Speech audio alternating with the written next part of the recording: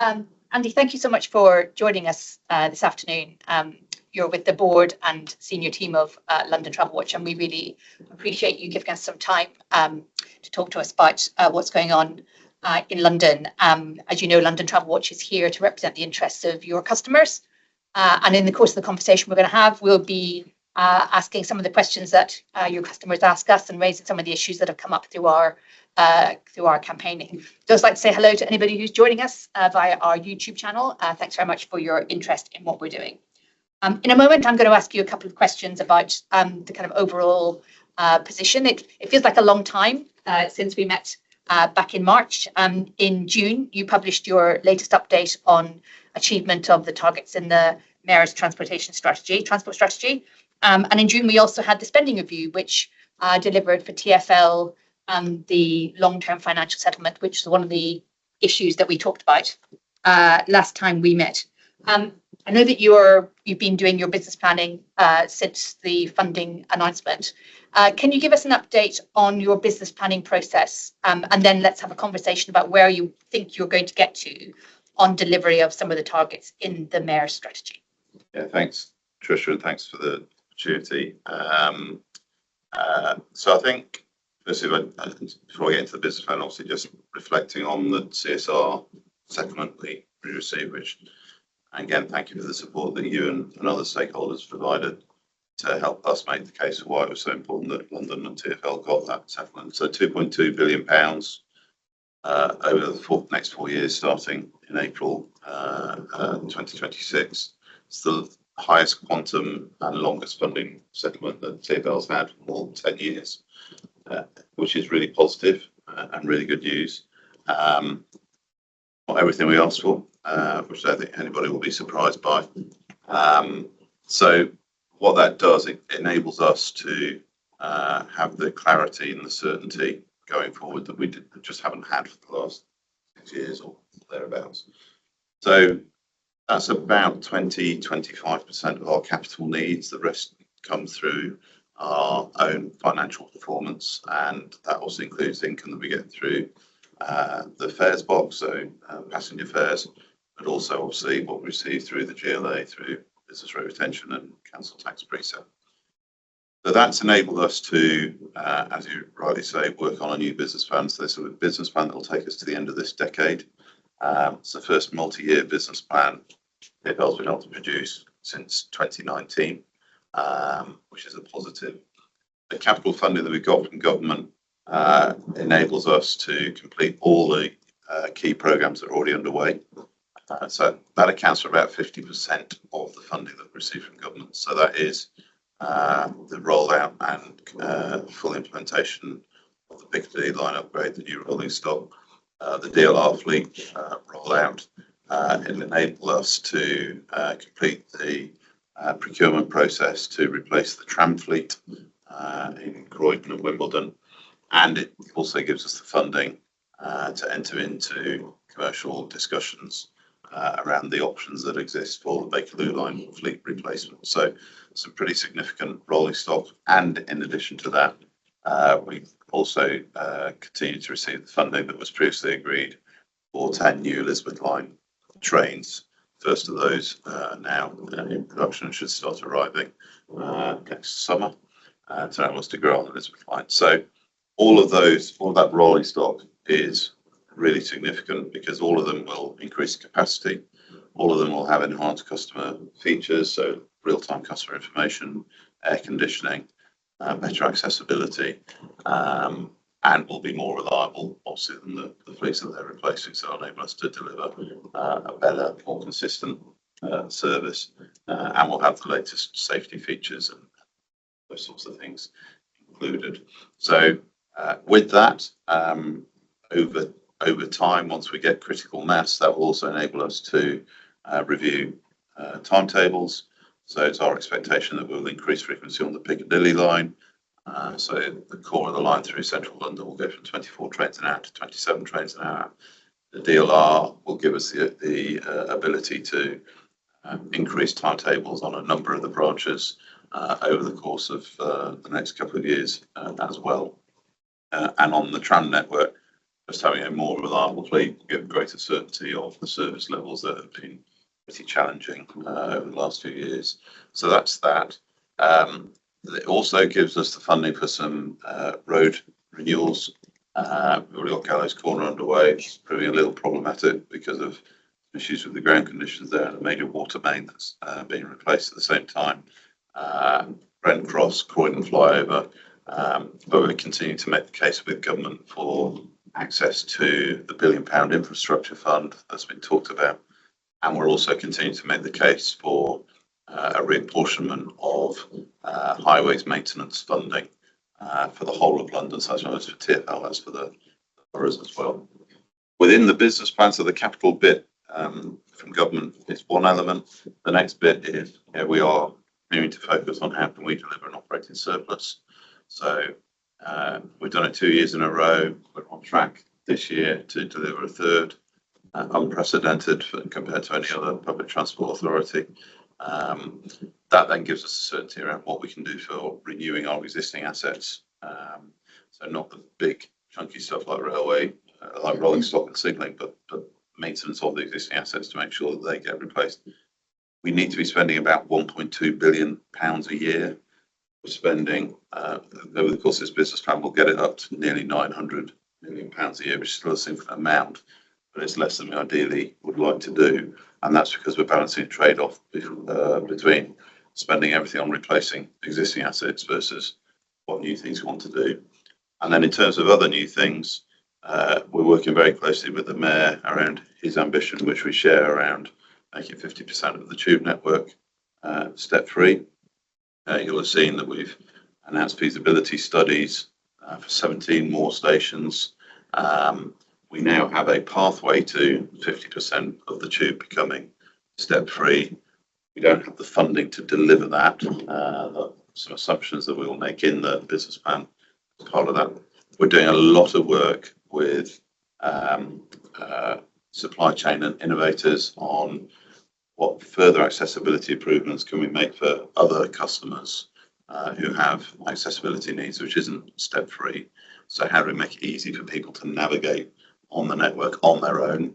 And clearly we'll always have turn up and go, but we recognise a lot of people want to have the independence to just be able to use the network. We are looking at our whole bus network. We are seeing continued reduction in ridership. We know that journey time has been a problem. We're pretty confident we've now arrested that. But we need to look at, over the course of this business plan, do we need to do some reshaping potentially of the bus network, whilst at the same time continue to roll out our zero emission, latest safety standards, latest customer features, that sort of thing. How do we focus on providing more around outer London as well? So that's going to be a key element. We'll continue to make the case for Bakerloo line extension, West London Orbital, and continue to work with government on Crossrail 2. And obviously, we're heavily involved, albeit we're not the lead agency, around both Euston and Old Oak Common there too. And then lastly, how we how we are making the case to improve surface access and customer access to Heathrow as part of any expansion plans and decisions. So it's not our place to give a view on whether or not airport expansion should happen, but it's absolutely our responsibility to make sure that whatever plans are being developed, there is sufficient surface access capacity to and from the airport. And then there's a raft of other things we'll continue to drive forward with our Equity in Motion plan, internally our action on inclusion plan for making TfL a great place to work. And there'll be a raft of other things that I haven't touched on, which I'm sure will come up in conversation, but just the flavour I hope that gives you. That's a lot. No, thank you very much. That's great. And you won't be surprised that many of those issues, especially renewals, accessibility and buses, are things that we're going to pick up in more detail as we kind of get into the meat of the discussion. But just two more quick questions from me first before I hand over to Rick. Thinking about the impact of your funding settlement on the targets in the Mayor's strategy. Obviously, you've got the headline target, the most high-profile one, which is the modal split target. In your update in June, you were not projecting that you were going to achieve that. Can you say any more about whether you now think you're on track to achieve that, or what does the long-term funding settlement do for that? So I think we've done a lot of analysis, and I've asked for more to be done actually around the mode shift 80% by 2041. There were a lot of assumptions in there around schemes that are not TfL schemes being approved when it was created back in 2018.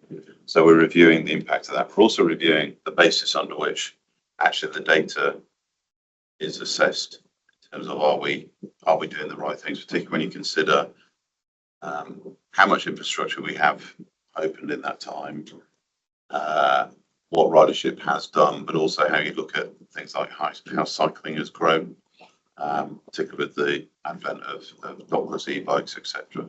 So the data says mode shift hasn't changed very much, but it doesn't feel right anecdotally when you look at our ridership numbers and the infrastructure that we've invested in, all the rest of it. So I can't give you an update on where we are as part of that. We are still aiming for that as our target. More generally, what we will be doing as part of this business plan, probably afterwards, is looking at whether or not the targets we have for 2030, investment we have, because it's not everything we wanted, enable us to still hit those 2030 targets, or do we need to now get much closer to 2030 and those targets were established back in time, whether or not which ones are still right and still appropriate, or whether do we now need to have a more stretching, more ambitious target, but with a date that's a bit further on in time, but still focused towards 2041. Vision Zero remains unchanged. That's unrelenting. I should have mentioned that in the start. But where are we? And Vision Zero, of course, now focuses across the whole transport network, where previously a lot of the focus has just been on the road network. It's still critically important. I think we're interested in a conversation with you about what has to be true on the attractiveness of buses, which, as you said, is the reliability issue is something you've been working really hard on. What has to be true of other sustainable modes in order to make that target feel that it's going to be achievable? And I think we'll come back to that as we go around the room. Just one last one from me, forgive me, colleagues. The hot news today is obviously the announcement of the fares freeze, which I think from the perspective of many people who do business with London TravelWatch will be really positive news. Can you say, I realise this is new news, but can you say any more about how this will apply in London, and also what the impact might be on TfL? So as you know, TfL fares is a decision solely reserved for the mayor. So the mayor will be due to make his decision at some point in the next few weeks. We only became aware of the announcement literally at the back end of last week. So we're looking through the implications of that, because obviously some TfL income comes through the National Rail fare box. We've made some assumptions on that. We're reviewing the implications of that, and we're literally in discussions with EFT colleagues at the minute to understand what that looks like, because it's quite a complicated formula between National Rail fares and TfL fares. So once we know that, we'll be able to be clear on what that means for our business plan, and if there's any knock-on impact to TfL fares, and ultimately the mayor will need that information before he makes any decision as well. Thank you. That's it from me. So I think we're going to now I think each of the board members is going to lead a conversation about a topic. So Rick, you're next to have a bit of a conversation about the state of the network and network resilience. So Rick. Yeah, can I start off sort of picking up on kind of from that previous conversation? So you mentioned the operating surplus, and this year eating that surplus by the forecasted surplus by lower costs, I think. So I was just wondering how worried are you by demand not rising as you expected, and is there a tension also with things like kind of like overall mode shift, with some of the kind of like the walking, cycling, and the micro mobilities that's starting to eat into kind of to revenue at all, and how do you balance the kind of like overall transport needs, but then also the need to kind of make sure you. So our surplus this year is a combination of revenue, income growth, and cost savings. So our overall passenger income is still growing. Of course, we've also reduced our reliance on passenger income. So at the start of the pandemic, for example, it was about 75% of our income. It's now about 64%. That's because we've got other pure commercial income that we manage. I wouldn't say we're seeing much impact because of micromobility. We're looking carefully at the impact of it, particularly in central London on buses, where we are seeing some sustained reduction in ridership. But the biggest thing that we're looking closely at is the economic factors. What is the job market in London doing? Most of our income projections are all based on economic factors and economic outputs from GLA economics, the OBR, etc. So that's what governs how our budget is set. And yeah, I think it's fair to say that the economic factors in sort of September in particular were less positive than we'd expected. In the London, jobs were lower than had been previously forecast, and we think that's thing that's impacting income. Our income is growing. It's not growing quite at the rate that we forecast. We're much closer to a forecast this year than we were last year. If you remember, last year we had a very big gap between our forecast projection and what reality was. So this year we will achieve an operating surplus subject to any big shock or something happening. But it's a combination of both income growth and cost reduction. And you mentioned the kind of the 200 million gap in terms of maintenance and renewals. So how does that start to impact on passengers? Is it the kind of the performance of the network, and how do you kind of prioritise in terms of like kind of things like kind of investments in stations? So if you go back to 2018, we were spending about 1.2 billion or so a year on capital renewals. So renewals and enhancements is quite a loose term because some enhancements are actually renewals, but because they deliver new capability, they go in an enhancement box. So you take 4 lines modernisation, which is the resignaling of the district central circle, Hammersmith City and Metropolitan line. It's an enhancement, but actually it's a renewal because it's taking all the legacy analog signalling out, putting in a new computer-based digital signalling project, but it gives new capability that didn't exist before. So it's a sort of a complex situation. Because of the decisions that the organisation had to make, there's firstly the Crossrail delays, funding challenge, then the pandemic, where actually during the pandemic we dropped down to about £200 million of capital renewals. That's why we now have a backlog. So, we should be, in the ideal world, spending about 1.2 billion pounds per year. The reality is we can't do that because we can't afford to do that. But what we have now that we didn't have in place 5 years ago, we have a really comprehensive asset register and asset strategy that helps us prioritise where we need to spend our money to make sure that we deliver safety and reliability. So safety comes first. So if anything is unsafe, we will either put operating restrictions in place, or worst case, we'll take it out of service. You've seen probably more of that on the road network. But going forward, in particular, I've been pushing this because my background is maintenance and engineering, is we need to grow those renewals each year. Now, the reality is we've got a large backlog to catch up on. The worst case is you have to take something out for safety grounds. More likely cases, you have reliability issues. So if you go back to this time last year, we were talking about the central line. That was an absolute prime example where, because we didn't have any long-term capital funding from government, and because there'd been decisions made over the years around delaying the central line improvement programme, it came back to bite us with the reliability of the motors, and therefore we lost a load of trains, which meant we had to reduce the timetable, which meant we were delivering a poor service for the customers.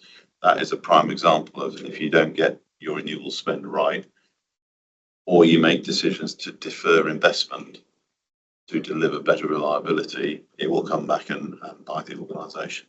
So that's probably one of the best examples. So that's why we are making sure that we grow our renewals going forward. Now, the reality is, even if we had 1.2 billion or even 2 billion pounds, you wouldn't be able to do all the renewals together anyway, because you would end up shutting down the network to do it. So the other thing you have to work through is the balance of deliverability, because, rightly so, everybody gets frustrated when we shut the railway for whatever reason, but actually we need to come up with a really clear plan of, when we do shut it for big blockades or closures, it's because we're doing big upgrades that are needed.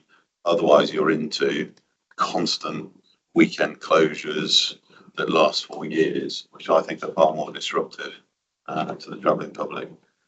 The other implication we have to consider is, since the pandemic, London has continued to boom for major events, be that hospitality, sport, whatever, and we are literally running out of windows in the year to do upgrades on certain lines, because there's always something at Wembley, or there's always something at Spurs, or there's always something at the O2 or London Stadium. And we have to balance that, because clearly we want most people to get to those events using public transport. So we have a really comprehensive plan, and we as an ExCo review this on a regular basis, and it's formed a really significant part of our business plan going forward. And I was looking at the TfL adaptation plan, climate adaptation plan, and there's an awful lot of kind of red hits you severe impacts by the kind of 50. How are you trying to manage that within all those climate risks within this process as well? Is that what keeps you awake at night, or is it something else? Risks to the network? Safety always keeps me awake at night. Well, metaphorically speaking. Climate adaptation, I think there's two elements to that. The first is, how do we respond today when we have a significant weather event? And I think we have very robust processes and procedures for knowing when a weather event's going to come, managing the risk, putting operational mitigations in place to deal with it. The ones that are hardest to deal with actually are sudden rainfall events, particularly in convective storms in summer. They can literally pop up in a very isolated area and suddenly flood a road, or if the gullies are not clear, flood a tube station. So most of our flooding risk is from runoff from roads. So I think we've got better at managing that and dealing with our response to it. Heat is a long-term problem because actually the rail network in the UK is designed for a range that we now know is being exceeded. And we can't just go and replace all the track with rails that are now stressed to a different temperature. That's a big issue for Network Rail as well. But we continue to learn from each other. We do a lot of work with Network Rail around managing the assessments of things like embankments and build structures, see what the risk is then, because actually this year having no rain is almost as bad as having too much rain, because the earthworks dry out, crack. So we've managed that, and I think we've done a pretty good job of managing the initial weather issues. Longer term is how we work collectively across London with the GLA and with the other authorities. You know, potential flood risk for the Thames in the long term. How are we going to deal with more severe summers? Probably less severe winters. And then how do we work with the community in London around when we deal with big storms? The biggest risk we have, the big storms, is objects flying onto the tracks from neighbouring buildings, establishments, whatever it may be, which are a risk because they block the railway, but actually they're a risk because they could hit a train, or a train could hit them at short notice, which is a sexual. So I think we're managing that quite well. We continue to focus on net zero, continue to focus on climate adaptation in our plan. And of course, you know, we are the biggest user of electricity in London, so we continue to focus on how can we play our part by having green power as much as we can. We signed the biggest power purchase agreement in the UK, transport operator, this year. It's a real milestone for us. So we'll continue to focus on that as well. Taking a slight step back from that before I go to Susan. So the reason why we're asking questions about renewals is, I mean, obviously we hear what you say about safety being the number one issue. But when we think about the user experience and the challenge you've got of making it really attractive network to get people onto sustainable modes, when you step back and you think about the things that are going to make the massive difference. So Rick was talking about climate adaptation. You were talking about the need to get the asset health up and running. But we also had, you know, coming through your reporting all year, continuing issues around kind of driver availability, staff resourcing. So when you're thinking about which of those blocks are you going to move to make the system feel really, really attractive, how do those things feature in your head? Which are the ones that you think are really going to move the dial? Running a safe and reliable public transport network is my first priority. The others are priorities, but running a safe and reliable one, consistently reliable one is number one. I think there's then elements to that. So we are making real progress on our staffing model. So one of the challenges we've had around station closures actually is we got a new resourcing model which was agreed with the unions, which actually will make station closures far less an issue going forward. But because of that, and because of how we have to redeploy and make sure we got the right people in the right roles, it meant we had to hold a load of vacancies, which then the recruitment has had to play catch up with. So we're doing that for the right reason, and it will deliver more consistent station operating. We are in discussions with our trade unions around what we can do differently with train operators, because we do have quite strict rules on how train operators are rostered, and then flexibility of how we use them.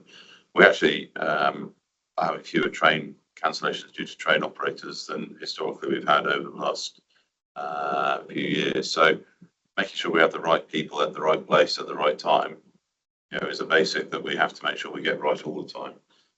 The bigger question for me is around ambience. I would love all our stations to have LED lights, have platforms and booking halls that all look fantastic, all the escalators working and lifts working reliably.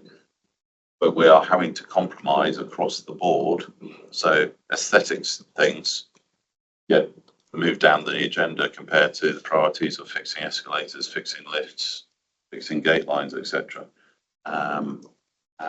Because we don't, despite having the capital funding settlement we got, we didn't get everything we need, and our operating surplus is a relatively small amount. So prioritising that investment is a massive jigsaw that we have to play all the time. I'm sure, but I think we'll come back to this when we talk about buses, because one of the things that we've done work on this year has been what people really want from buses. But before we go there, I think where we wanted to take the conversation next was around the customer strategy. And Susan's got that topic. But just to say, I think before we kick off, this is one of the areas where we've worked particularly closely together over the last 9 months. It's been helpful to be part of those conversations around what is it really that people who rely on your services should be able to expect by way of your trust, their trust in you and your interest in them. But Susan, you've got some questions. Yes, thank you. That leads us into it quite nicely. I suppose my question starting with is that we've talked about the trust measure, and I'm pleased to hear that there's more of a commitment around having a trust measure in place. But when you look at that, how do you understand the kind of how customers are feeling, not just in a generic way, but maybe from the individual needs of particular customer groups? So whether that's disabled people or women that are travelling late at night, or low-income families, so that you get that full understanding of how customers are feeling around the service and how much they trust it.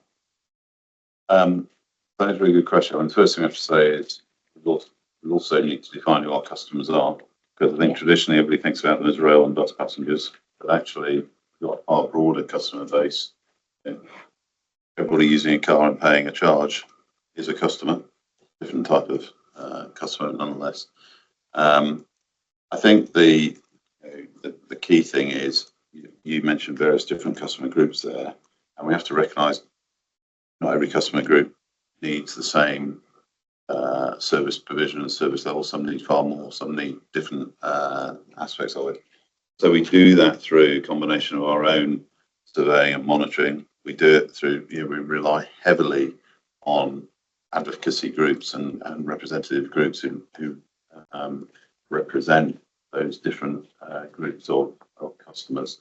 And then that's all coordinated through Emma Strain, who's our Director of Customer, working for Alex Williams, to say, this is the feedback we're getting from Group X or Group Y. And we then have to balance the needs. So the first thing is we need to make sure that we are delivering a consistent, reliable service. Consistent, reliable service doesn't just mean every train that we plan to operate operates. It also means that all the escalators are working, all the lifts are working, that no station closures due to staffing, whatever it may be. we won't ever get to 100%. We don't target 100%. No transport organisation in the world targets that. But we need to get to a point whereby everybody feels assured and confident that we are operating the service that they need.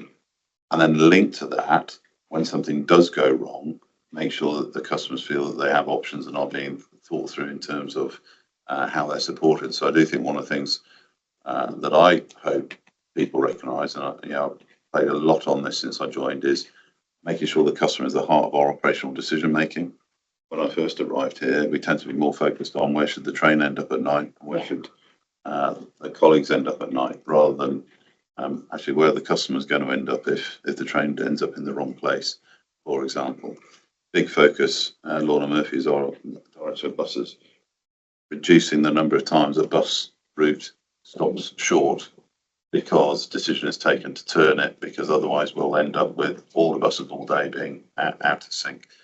So how do we plan better for known events, not known events, sort of ceremonial sporting events, but if we know there's significant roadworks being planned, rather than just trying to run the timetable and tactically manage it on the day, how do we actually look at putting a different timetable in place that delivers a more consistent service?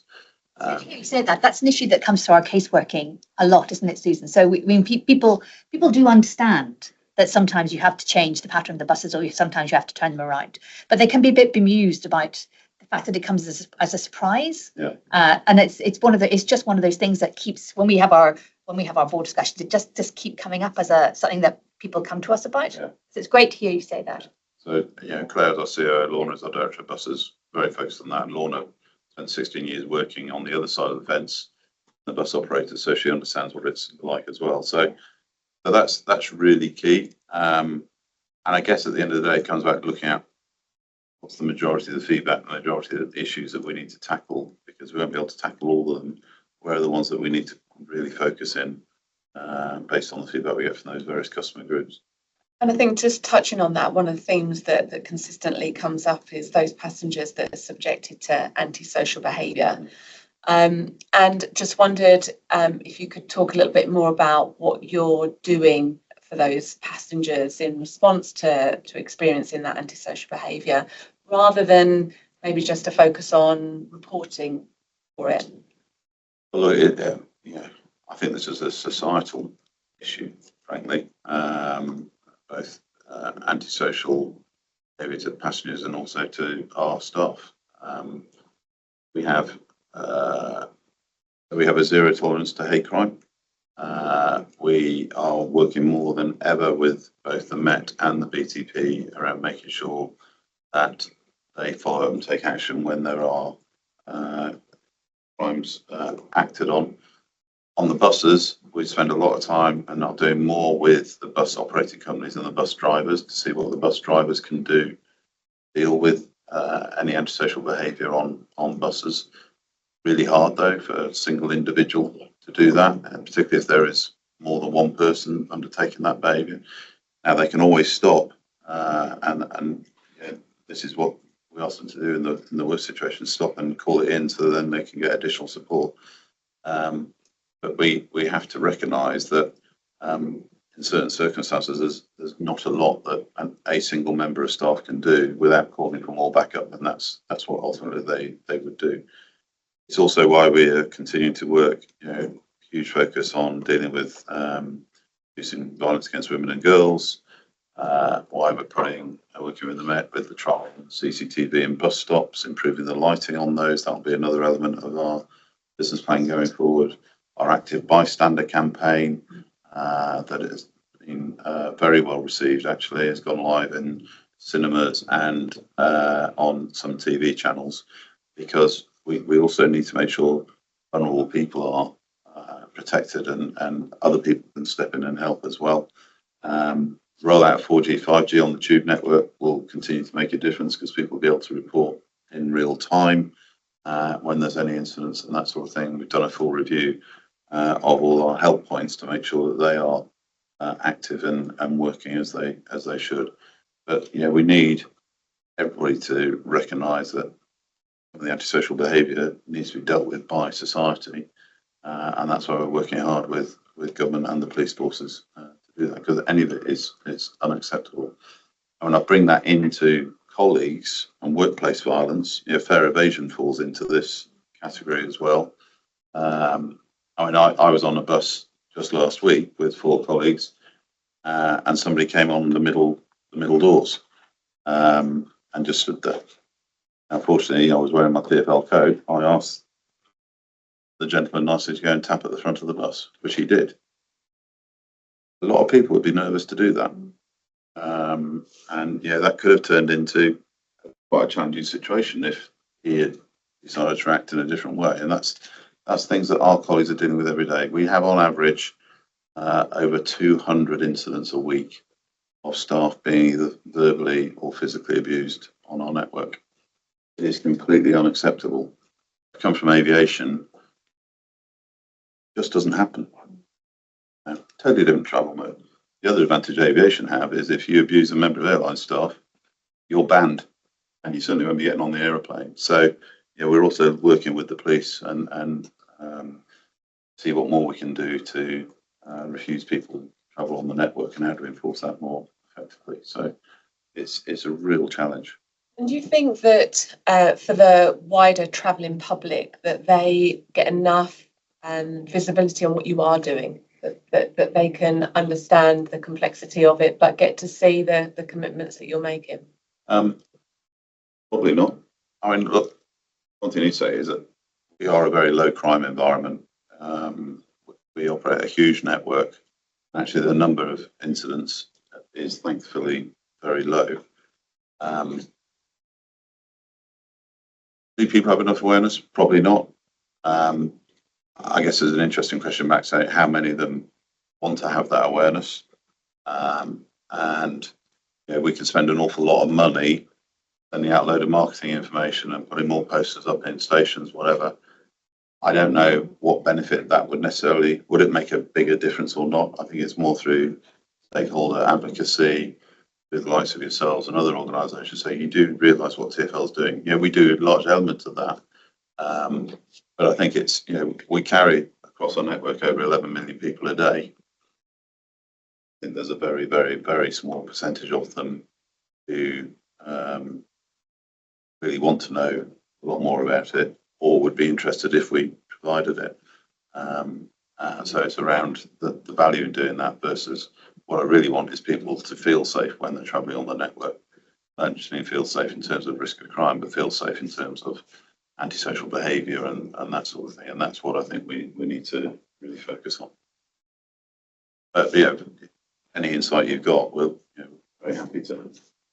So it's a big issue for us. I mean, just a couple of thoughts back on that before going to Michael on buses. So as you know, we've done personal security has been an issue on which we've done a couple of pieces of extensive of large scale research, and we're really happy to be working with TfL on the Mayor's Task Force on Org and Hate Crime, which I think is a good vehicle for us to really collaborate on kind of what would make a difference both at a sort of process level and at a cultural level as well. We really like I think we really do like the bystander training.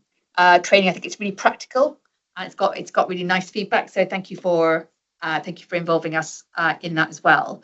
But I think the thing that kind of Susan kicked off with, which would be nice to take outside the room really and really think about, is that as a passenger, as a consumer watchdog, we're always asking ourselves who really needs us, who are we really here to help, and we're getting kind of to a sort of persona based approach where we're thinking the person who really needs us is the person who is most dependent on you and who has the fewest choices about whether or how to use your services. So it's somebody who is somebody who has the kind of job that you can't do from home, where they have to turn up at a particular time, where they don't have a huge amount of options about exactly what the public transport network will do to get them there. Maybe they've got an access need. I mean, there's an affordability challenge. So I think as you in your business plan, as you start to put a trust metric out there, which is great. I really agree with Susan. It's great that you're proposing to do that.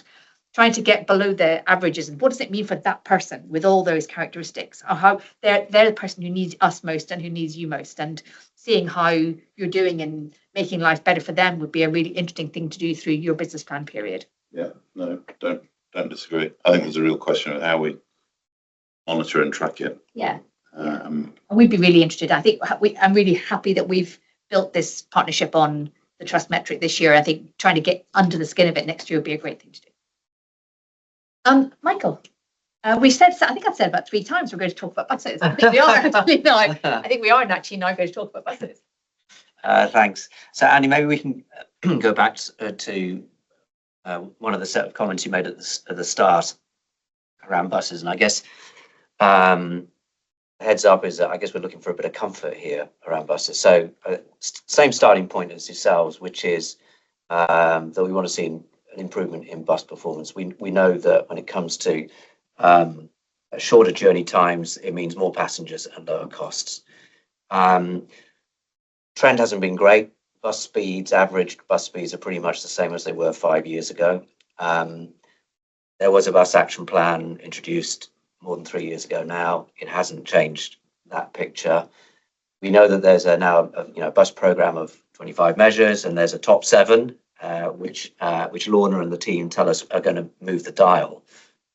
But when you look at the forecasts that were produced this summer, the forecast doesn't show speeds improving, and there's still due to be a big gap by 2030 against the mayoral transport strategy target. So I guess I'd be interested to know, what is it you can say that might give us a bit of confidence that things actually will improve for the better? Maybe unpacking some of those things that you said. Yeah, so I think there's 3 or 4 critical issues for me. One is you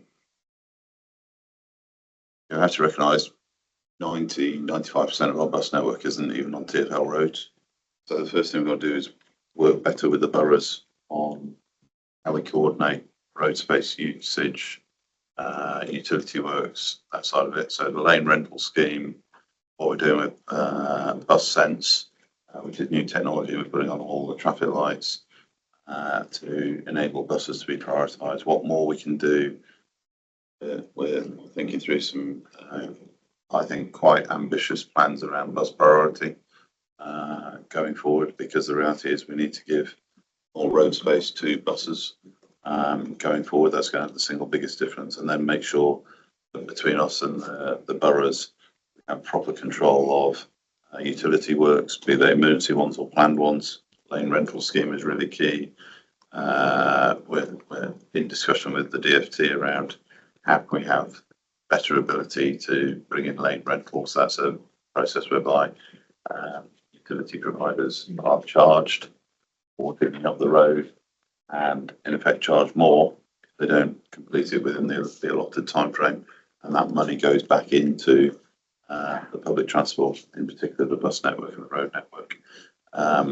We are working on a wider, we call Streets 2030 vision, which will come out as part of the business plan, which will talk through all the various things, because you can't look at the bus and the road network. I mean, this is, I think, quite obvious to everyone, but you can't work on the buses in isolation to the road network in isolation. But in reality, that's what is happening, because we've got 32 boroughs plus the TLRN, and then we've got the bus network, and we've got to join that up better. Secondly, we have to look again at bus capacity. I fundamentally believe we've got too many buses in central and inner London. That in itself creates journey time issues. We've all probably got examples where you can walk down some of the big roads in London and you'll walk quicker than the line of buses. So how do we reimagine that and potentially use those vehicles and drivers to provide more services in outer London, for example, which is where actually demand isn't dropping. I've been saying that for such a long time, though, Andy. I mean, it's not. Why is it so difficult to? And I don't think it's not a particularly controversial observation that the buses are not in the right places. Why is it so challenging to do something about it? Well, I think it comes back to how the bus network was created. Bear in mind, I've only really been involved in buses since I become commissioner. The whole bus network was created based on serving inner and central London, and then feeding inner and central London where there wasn't a rail network. That dynamic has fundamentally changed post-pandemic, where now more people want to travel between boroughs and around outer London, and buses play a key role, particularly in South London where there's less rail services. I don't think there has been the ambition to look at this, and if we were to come out with we're going to majorly change the bus network, every single person in London has a view on what Route X should do and what Route Y should do, and how Including us. Yeah, we definitely have opinions. Yeah. So that's the biggest stumbling block. Whenever we make suggest some changes, everybody tells us why it shouldn't happen. And we've got to be better at articulating the benefits that will be delivered to the customers and to the community and to the stakeholders if we are going to make those changes. We've also got to do more to focus on the cost of the bus operation. The subsidy is only increasing. It's not sustainable if we don't do something different. We want to continue the rollout of zero-emission buses. We have the largest electric fleet in, I want to say Europe, but there's some debate over whether Moscow do technically have a few buses more than us. But over the period of the next few weeks, we will have the largest electric bus fleet in Europe. Our bus fleet alone is bigger than any other bus fleet in the UK.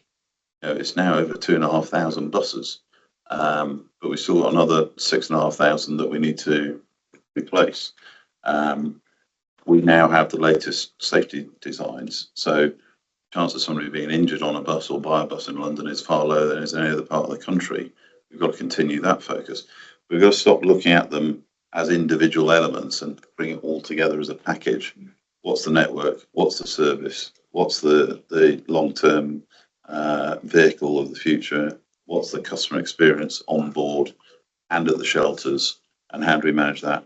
And all of that linked to how do we ensure that everybody has the accessibility to bus information, whether that's timetables or whether it's real-time information about when the next bus is going to arrive. So that's a big focus part of this business plan. So I know Lorna's taken through some of it, but we've really got to get the boroughs lined up with us on this. A lot of them are, but there are some, as you won't be surprised, that are less lined up. So we've got to work with them on that, and it will be a programme over the course of the business plan, but significant investment involved, both from a capital perspective and an operational perspective. I think, it'd be interesting to see particularly the Streets 2030 vision that you're talking about that tries to knit a lot of these bits together. I think what the thing that we frankly have found a bit frustrating in the conversation that we've had with Lorna and colleagues is that we kind of understand some of the building blocks like lane rental, like changing the traffic management systems, etc. But we'd have a little sense of what's the kind of heavy lifting that those things are likely to generate. So if we're here today and the target is here, how much does it close that gap?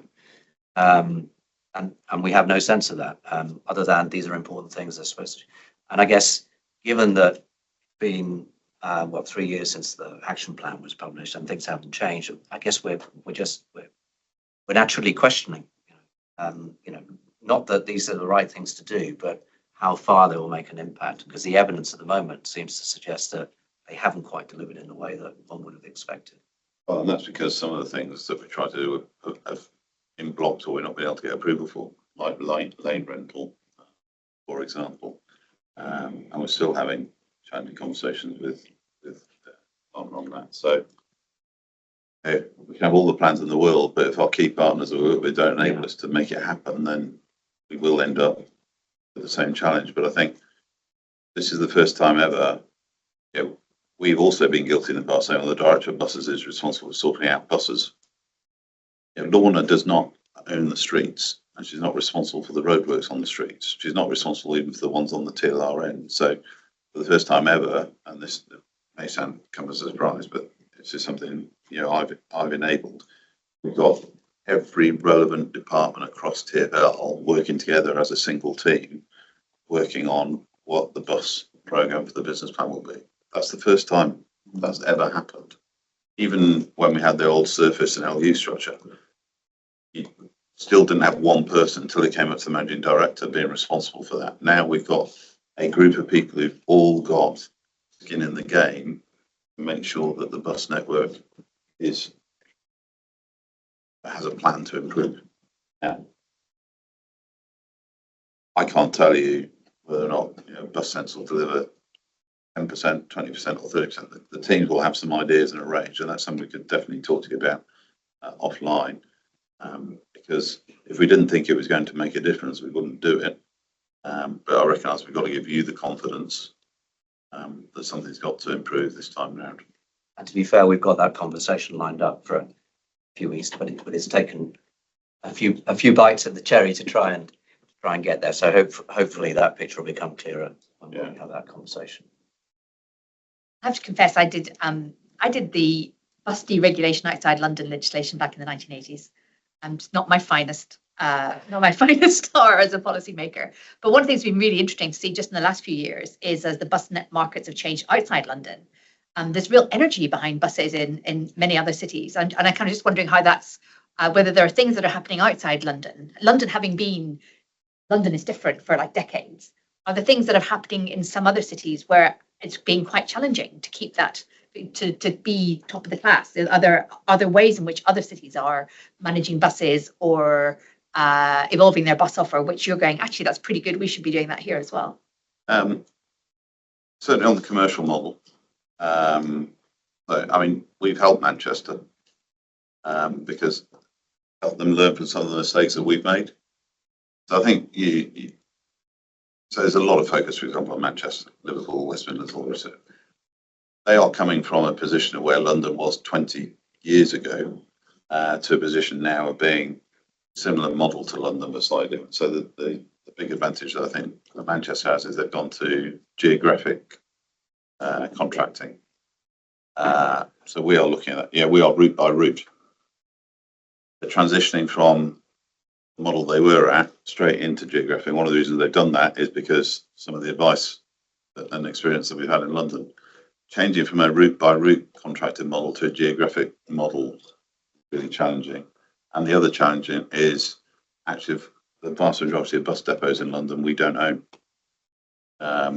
So there is a very significant commercial and theoretical discussion to be had around, if we were to do that, how would it do that? How would we work the industry to change that? I'm a strong advocate of geographic contracting. I think it would be better. I think it would be operationally more efficient as well. But there's some big challenges in that. And at the same time, if we do want to hit 100% zero emission bus fleet, we need more garages, because electric garages are less efficient than diesel because of the space constraints. And we need to work with the operators and others to find out how can we do that and how do we afford it.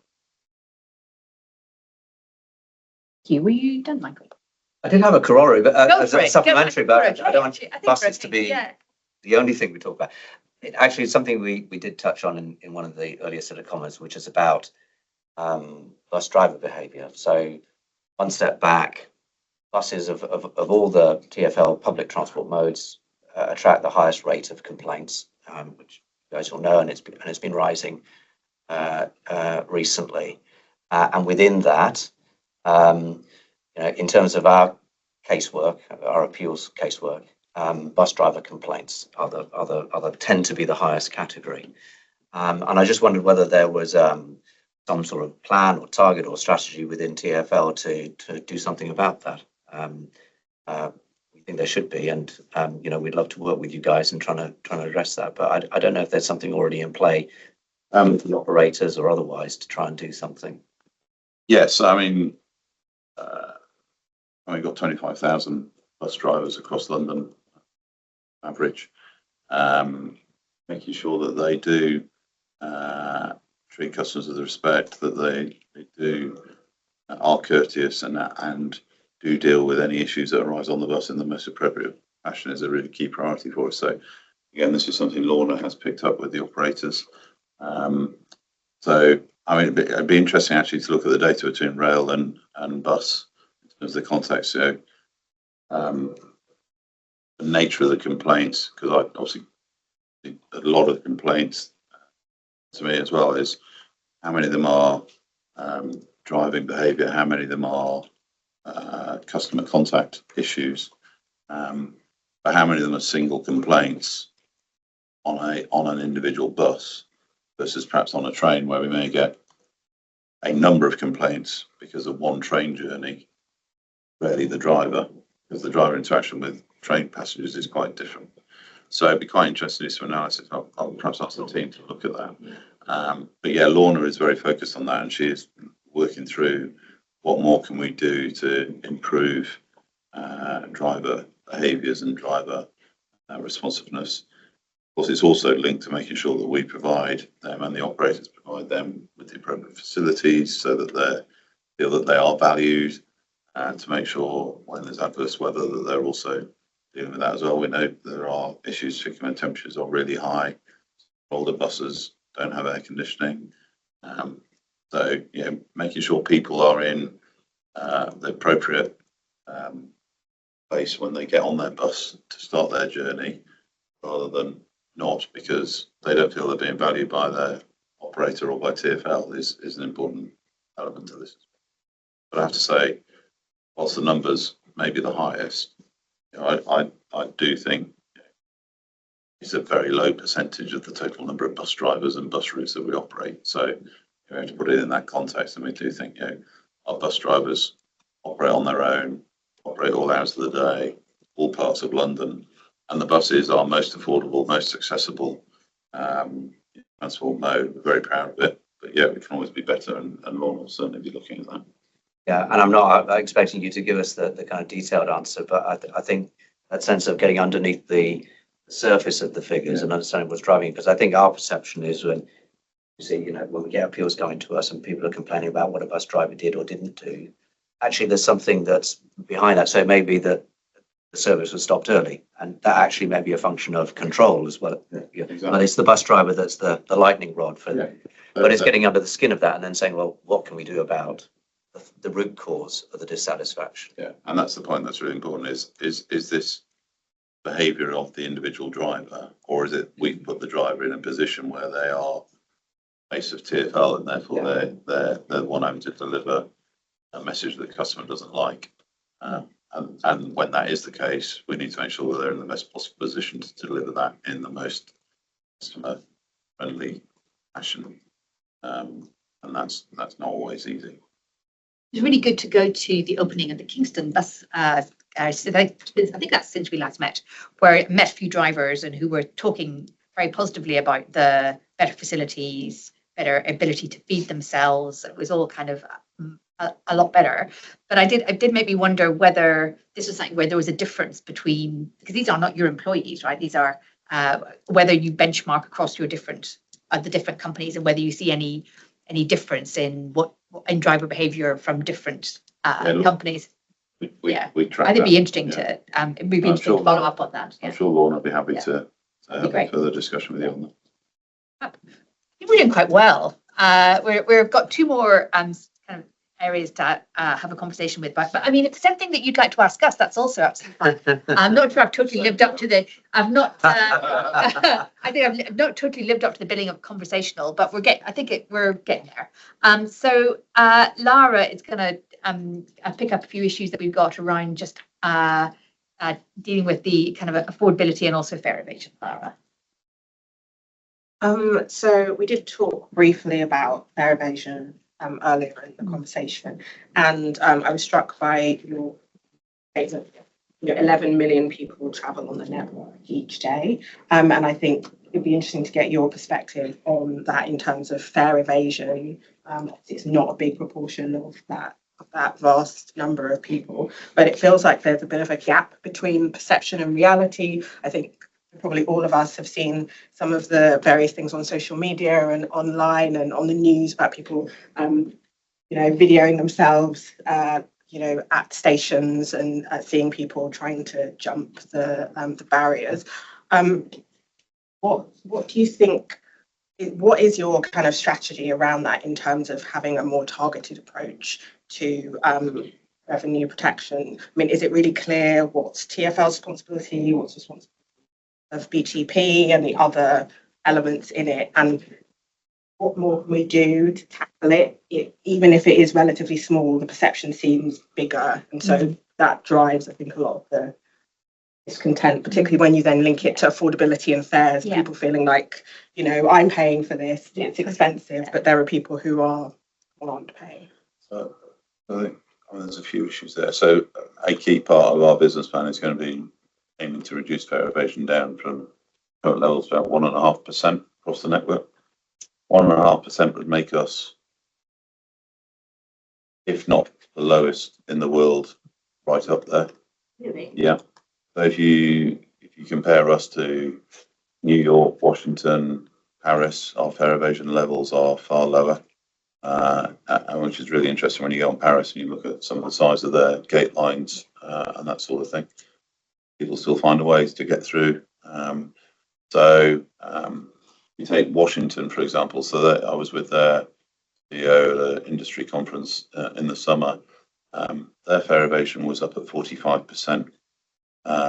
So much so that the mayor of Washington was considering making buses free, which would have created quite a big financial hole for them. But they've targeted now and got it down to about 13%. The biggest single thing that they do is they have their own police force. They have exact same powers as Washington police. Now, we have the BTP. BTP are not there to manage fare evasion. They're there to support our colleagues and our teams when we do planned operations. They're clearly there to deal with any criminal behaviour.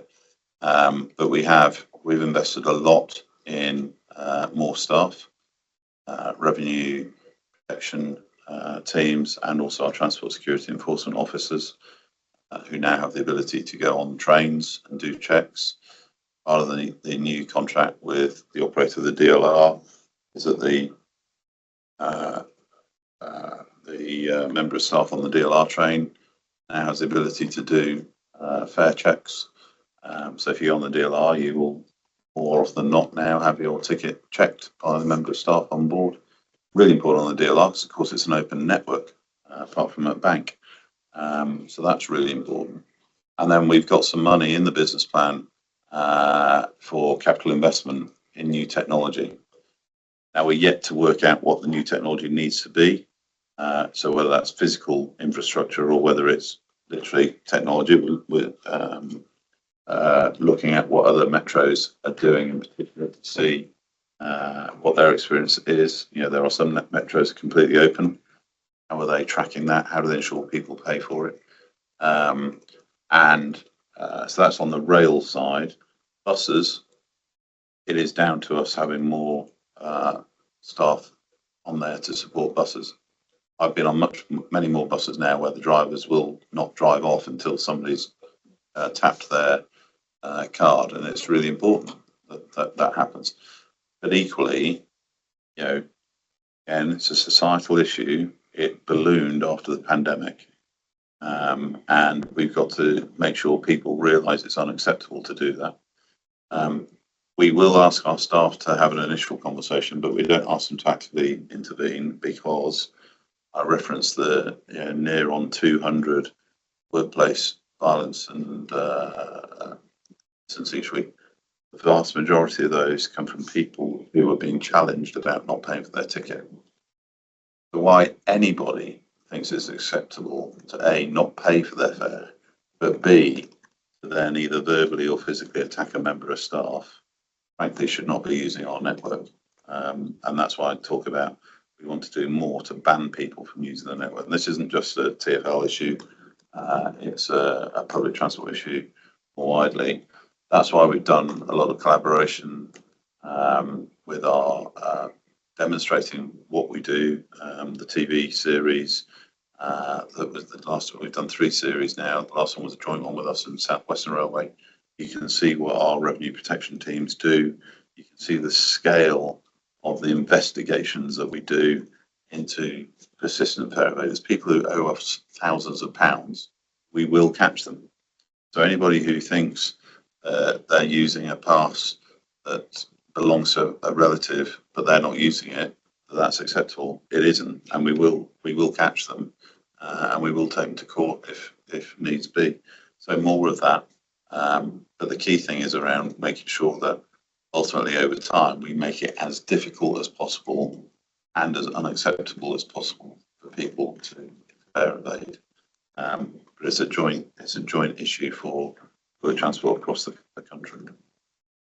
That's making, I mean, it sounds like you're saying from that the majority of fare evasion is something that people are doing sort of consciously, as opposed to potentially, for example, going to stations and the barriers are open and not being able to. So that's not fare evasion. I don't call that fare evasion. If the barriers are open, that's not fare evasion. That's us leaving the barriers open. And I can understand why some people forget or don't realise that they should have in their card. Of course, there'll be some people deliberately doing it. So back to the staffing model, making sure we have stations staffed all the time so that we should never have to leave the barriers open.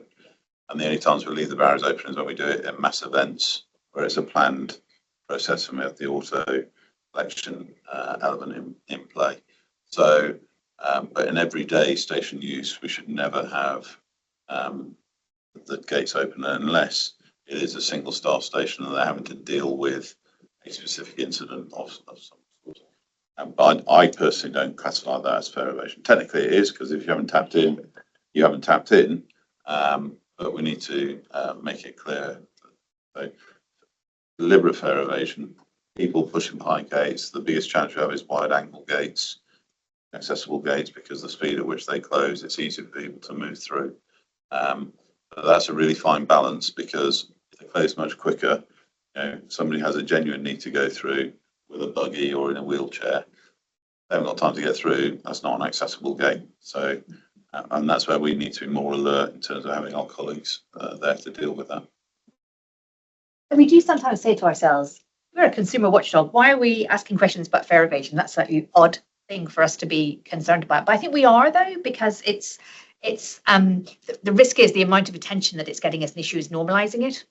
And the videos of politicians filming people doing it makes other people think that it's an okay thing to do. And that it undermines your ability to resource your activities, but it also sort of gives a sense of lawlessness to your networks, which is not really on brand. So it is, I think, even for us as a consumer watch, even though it's not necessarily an obvious place for us to be bothering, it is something we're pretty bothered about. Well, and we have common interests here, I think. Not as bothered as I am. Yeah, because totally, yeah.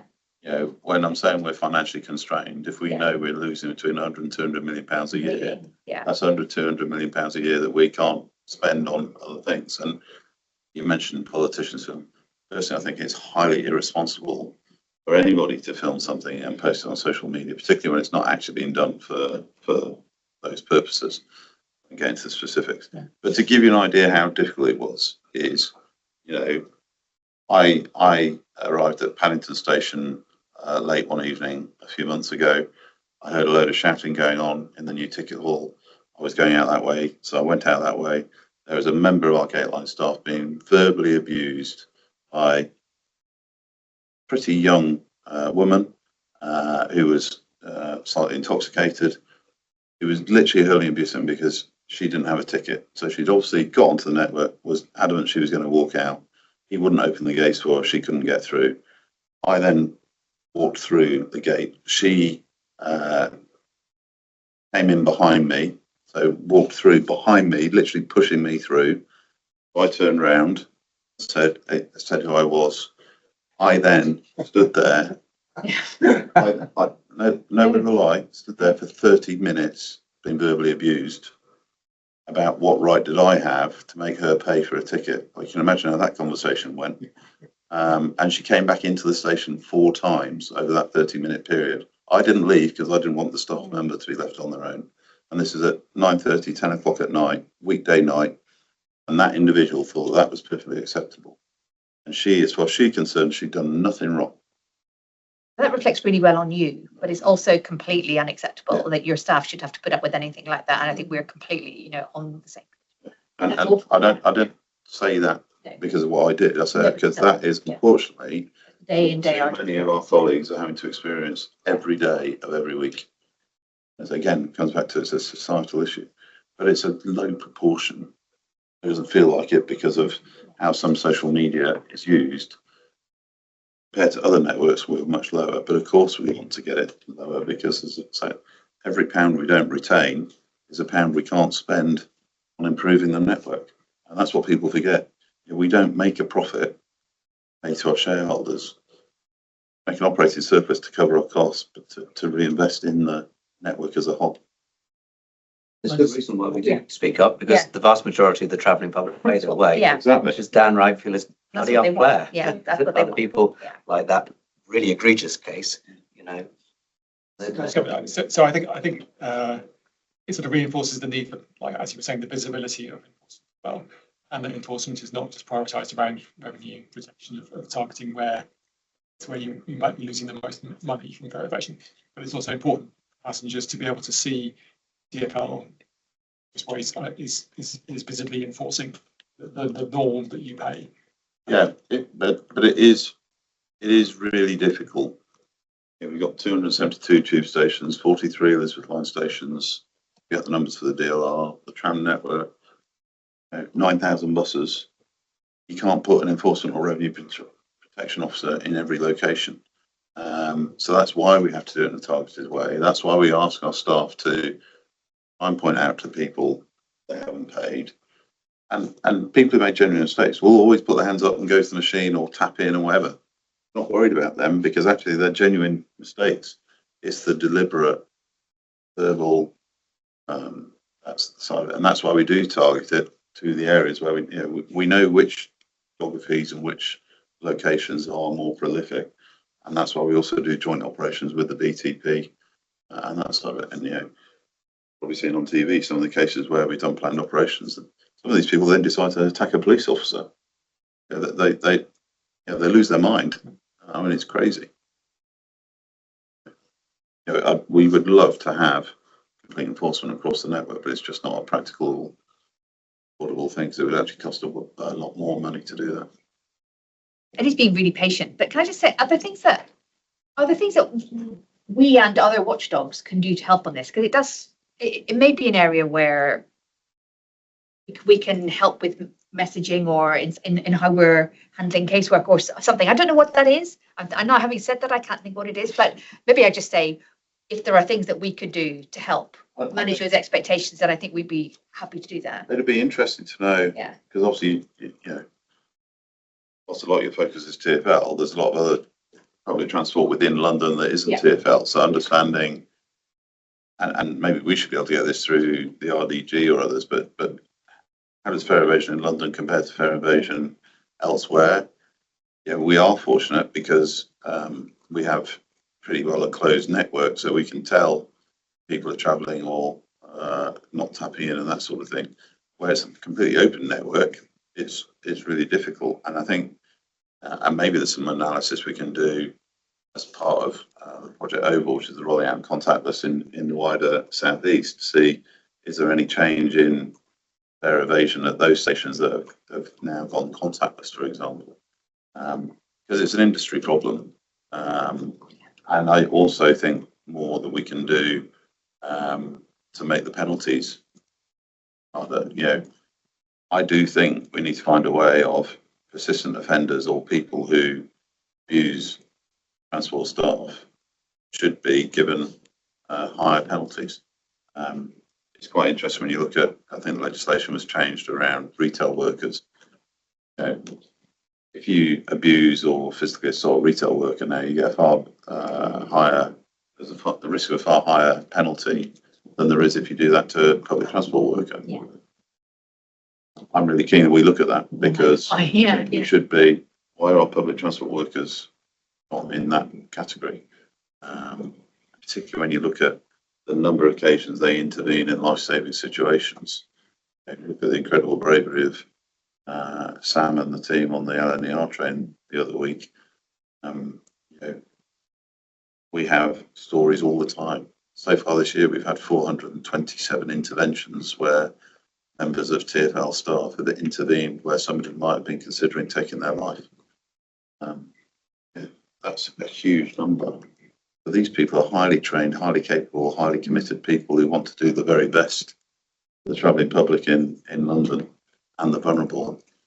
And we need to find a way of making it even less acceptable people who abuse the system. Let's think about what we might be able to do to kind of help broaden out some of that come along. We handle casework from the National Rail Network as much as TfL, so we'll have a bit of it. Eddie, so the last topic, I think this is something we talked about last time. It's you talked about step-free access when you were giving your opening remarks, but Eddie, a little bit over to you on disability more generally as well. I'm just a bit conscious. I'm just a bit conscious of time, so I think I'll reduce what I was going to say. Just want to go back to the last meeting in March.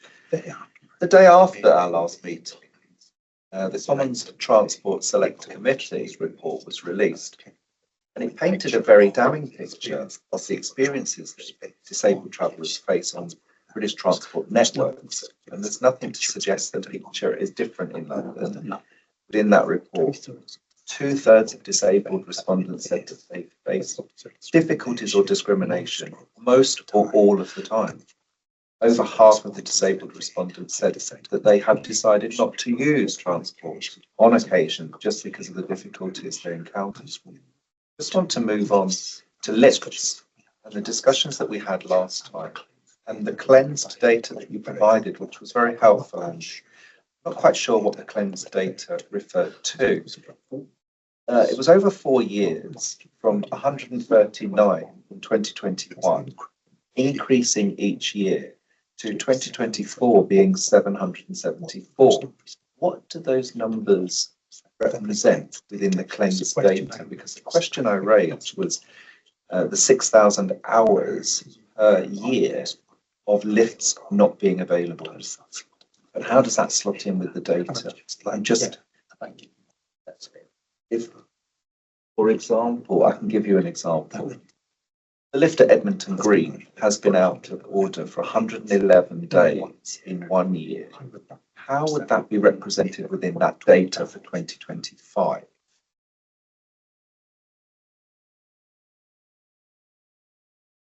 Thank you. The first thing I'll be doing after this is find out what's going on at Edmonton Green. Which I think is an overground station, isn't it? Need to look into that. I think without having the data or the reports in front of me, I think that there are three main reasons why lifts are unavailable. First is planned, scheduled maintenance, replacement or updates. Second is short-term faults, and the third is at certain stations you don't have qualified staff on site to be able to for the lift to operate in case of a lift getting stuck and evacuation. So the latter has, over that period of time, has increased, and that's something that we're now tackling as part of what I referred to earlier, the station staffing model. So we've changed the supervisory model within the stations. We've changed the station groupings.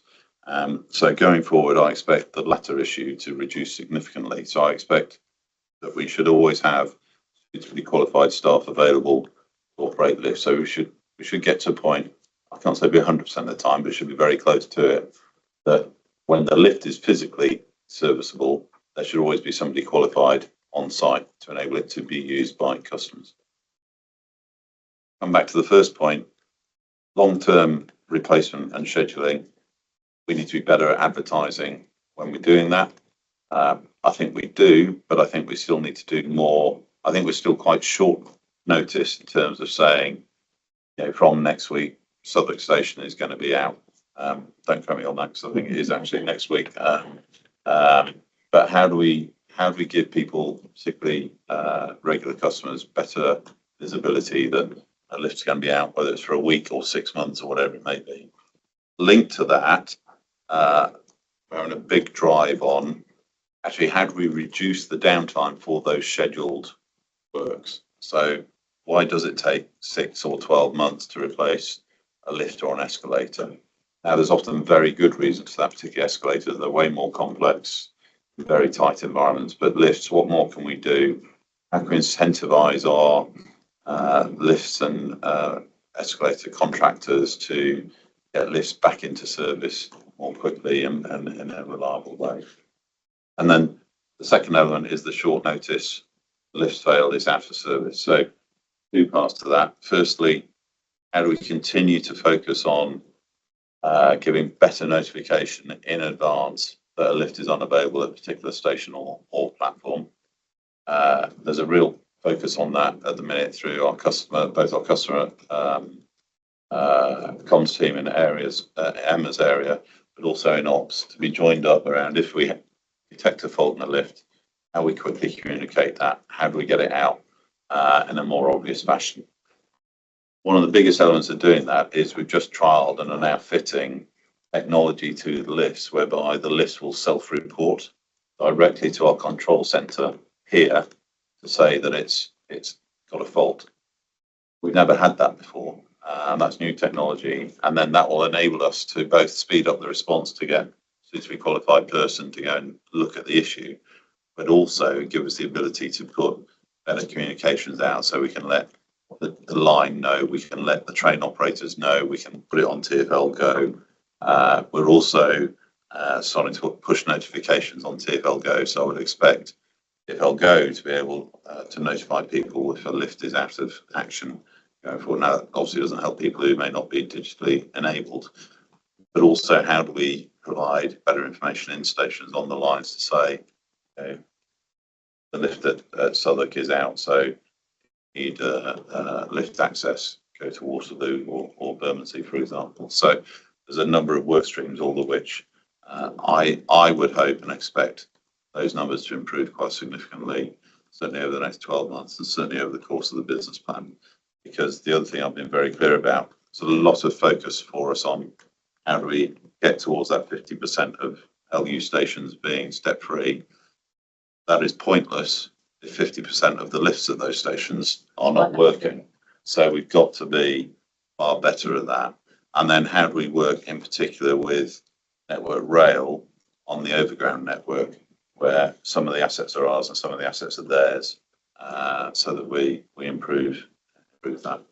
I've just touched on those. Obviously, the same applies to the DLR and what have you. So it's, you know, thank you for raising it, and I will specifically look at Edmonton Green, because that's, you know, unless it's a scheduled piece of work, we need to find better ways of doing that. I mean, you're not essentially a capital. Essentially, I can't overemphasize how important this issue is for wheelchair users and many other people that need a lift. Let's say, for example, yesterday, Sunday, if I wanted to get from the west to Heathrow on the Elizabeth line, which, bearing in mind, has very high levels of customer dissatisfaction, I wouldn't be able to get a lift at either, because that's been out of order for nearly a year. But if I did manage to somehow get to cross the bridge at either, I wouldn't have been able to get to Heathrow from the west, because all the lifts at Hayes and Harlington were out of order. You can only get to Heathrow from the west through Hayes and Harlington. That's just one example of how it would have been such a stressful journey for a wheelchair user, and likely to incur more expense as well. So I can't emphasize how important the issue is around access, not just for wheelchair users, but for everybody. People with mobility issues, people who are, ladies who are pregnant or using pushchairs or whatever. So I'll just leave that with you and just move on to step-free access, which you've mentioned. Is there any way we can speed that up apart from finance being a stumbling block? Because it's fantastic to have half of all stations step-free by 2030, but you're still going to have half that are not step-free. Is there any way of moving on that faster? Because the impact of that, as you've mentioned, is significant. Look at Peckham Rye, for example, which is one of the busiest interchange stations that's not step-free. So I would love to move faster. I mean, there's two answers. I mean, all the stations we've touched on are either overground or Elizabeth line so far. So for new lifts, we have to apply through the Access for All grant on the DFT. Underground, we have to fund ourselves. I need to review something I'll take away from here is how we review maintenance, where it's a Network Rail asset versus ours. The reality is, I don't think we can move any faster we are looking at two things. One is the specifications and standards that we set for lifts, particularly on the tube. I think that they're very high standards because we need to have lifts that are very reliable because they get used in much higher volume than normal lifts. You can't put a lift in the tube station that you'd have in a shopping centre because the reliability needs are far greater, and the evacuation needs, obviously, if somebody gets stuck. So we are looking at, can we reduce the specifications to a point that still delivers the same requirements, but actually would reduce both the engineering and the cost of doing so. The biggest challenge we have now is we are really getting into stations that were built well over 100 years ago, particularly on the tube, and there are real physical constraints around how could you even put a lift shaft into a station. If you take Oxford Circus, I'd love Oxford Circus to be step-free, but to make Oxford Circus step-free, we would probably have to demolish most of the buildings above it, put a shaft in through the basement of an existing building. And the reality is, for a lot of those Zone 1 and Zone 2 stations now, unless there's a big commercial redevelopment opportunity that enables us to put a new entrance in, then there's going to come a point where it will not be possible to do the rest of the network. So if you look at some of the things we've done recently, Paddington, for example, was done because that whole site was redeveloped by sellers. They put a new tower block in. Put the tower block in, conveniently, they had to come to a commercial arrangement with us for the use of the land. So we did a deal for them to put a new ticket hall in and step-free access. And of course, we only count stations as being step-free when they're 100% step-free. So there are lines, Paddington is not 100% step-free, but a lot of the lines now have step-free access. Now that clearly doesn't meet everybody's needs, but it's better. So how can we continue to make incremental improvements for users going forward is really, really important. But on average, it takes us 2 years and about £30 million per station. And that's a conservative number. The biggest highest profile station that we want to make step-free is South Kensington. It's the busiest non-step-free station on the network. It's the 13th busiest station on the network. Huge volume of both disabled people because of the two really specialist hospitals there, and huge volume of families with pushchairs and buggies going to the museum and the cultural district. To do South Kensington is somewhere between 100 and 120 million pounds. But that will only happen if we can get third-party stakeholders and commercial funding. And that's the reality, is we need to work with, so anything we can do to work with third parties to help create the funds to enable us to invest, which will benefit the businesses in that area as well, is the biggest single thing that will make a difference for going forward. But we are really getting into some really complex engineering, which in itself is expensive. So it's an ambition that we all support and would all want to accelerate, but there's just some real hard practicality, regardless of the money. Even if I had all the money in the world, we would still struggle to make all these stations step-free. A few more. One more. Okay, Yeah, I think you're only keeping one it. more. Yeah. Okay, I've got two I've long got ones. two long ones and one short one, so I'll ask the short. Right, no, and this is something that's very This is something that's very close to London TravelWatch's heart, and it's ticket offices. There's been a number of suggestions which has been picked up by disabled people's groups that the intention is possibly to close some of the ticket offices on the Elizabeth line. This has gathered pace recently because apparently the contract between TfL and GTS has been made public that parts of it have been redacted. And there's a suspicion between some disabled people's groups that this redacted information is because the intention is to reduce some of the ticket offices on the Elizabeth line. You know the public opposition and the strength of feeling a couple of years ago to ticket offices closing. Do you have any information to share on the intention, commitment to keep ticket offices on the Elizabeth line open? As part of the tender process, there was consideration around would there be some efficiencies made by reducing ticket office staffing.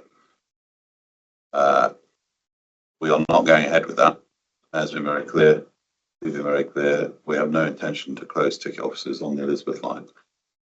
I will just say, if we had looked to progress it, it would have been very different to what was being discussed on the wider national rail network, because we're not going to be removing the staff. We're going to be redeploying them, offer a better service to our customers with mobile capability and all the rest of it. And of course, worth remembering, there are no ticket offices on the tube network. They were all closed some time ago. So I can confirm that no intentions, no plans to close the ticket offices. Okay, thank you very much. Can I just check around the room, colleagues? Is there anything else that we wanted to say or ask or tell, or anything that we haven't done in what's felt like quite a energetic session? No, thank you again very much for your time and your candor. We'll see you next time. Very much. Enjoy your assembly session. Thank you very much. Thank you. Thank you. Thank you all.